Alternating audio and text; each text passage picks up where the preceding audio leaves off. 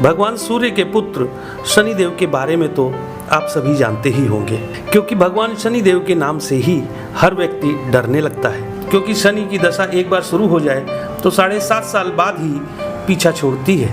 लेकिन कहा जाता है कि हनुमान जी के भक्तों को शनिदेव से डरने की तनिक भी जरूरत नहीं होती है। ऐसा क्यों कहा जाता है, चलिए यह हम अपनी इस कहानी में जानते हैं। यह बात कलयुग की ही है। एक दिन अजर अमर पवन पुत्र हनुमान जी संध्या के समय अपने आराध्य श्री राम का स्मरण कर रहे थे। उसी समय शनिदेव उनके पास आकर विनय पूर्वक परंतु कर्कश स्वर में यह बोले थे कि मैं आपको यह सावधान करने के लिए आया हूँ कि भगवान श्री कृष्ण ने जिस क्षण अपनी लीला का समापन किया था उसी क्षण से पृथ्वी पर कलयुग का प्रभुत्व हो गया था। इस कलयुग में कोई भी देवता पृथ्वी पर नहीं रहते हैं, क्योंकि जो भी इस पृथ्वी पर रहता है उस पर मेरी 7.5 की दशा अवश्य प्रभावी होती है। अतः अभी मेरी यह 7.5 की दशा आप पर भी प्रभावी होने वाली है।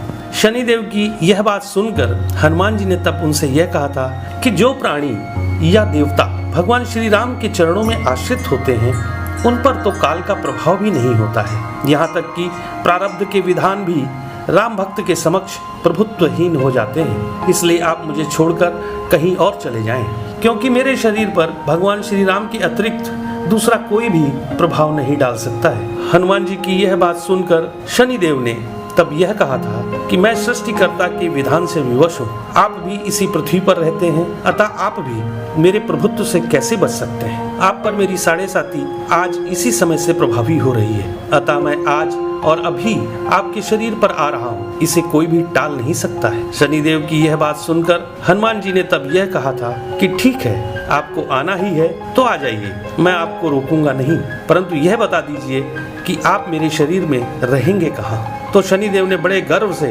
हनुमान जी से यह कहा था कि मैं अपने 7.5 में 2.5 वर्ष प्राणी के सिर पर बैठकर उसकी बुद्धि को विचलित करता रहता हूँ, फिर 2.5 साल प्राणी के उदर में बैठकर उसके शरीर को अस्वस्थ बनाता हूँ और अपने 7.5 के अंतिम 2.5 वर्षों में प्राणी के पैरों में रहकर उसे भटकाता हूँ। इतना कहकर शनिदेव जी हनुमान जी के मस्तक पर आ बैठे थे, जिससे हनुमान जी के मस्तक में खुजली होने लगी थी। तब हनुमान जी ने अपनी उस खुजली को मिटाने के लिए एक बड़ा सा पर्वत उठाकर अपने सर पर रख लिया था। तब शनिदेव उस पर्वत से दबकर घबराते हुए हनुमान जी से यह बोले थे, यह आप क्या कर रहे हैं। तब हनुमान जी ने शनिदेव से यह कहा था कि जिस तरह आप सृष्टिकर्ता के विधान से विवश हैं, उसी प्रकार मैं भी अपने स्वभाव से विवश हूँ। मैं अपने मस्तक की खुजली इसी प्रकार मिटाता हूँ। आप अपना काम करते रहिए, मैं अपना काम कर रहा हूँ। यह बोलकर हनुमान जी ने एक और बड़ा सा पर्वत उखाड़कर अपने सिर पर रख लिया था, जिससे शनिदेव और भी अधिक दबने लगे थे।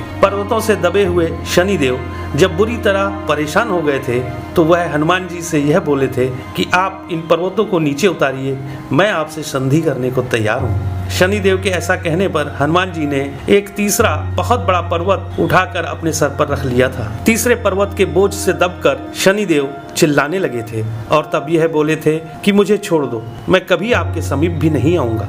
परंतु फिर भी हनुमान जी नहीं माने थे और एक चौथा पर्वत भी उठाकर अपने सर पर रख लिया था। तब इस बुरी विपत्ति में फंसे शनिदेव जी ने हनुमान जी की विनती करते हुए यह कहा था कि मुझे छोड़ दो पवन पुत्र, मैं कभी उन लोगों के समीप भी नहीं आऊंगा जो आपका स्मरण करते होंगे।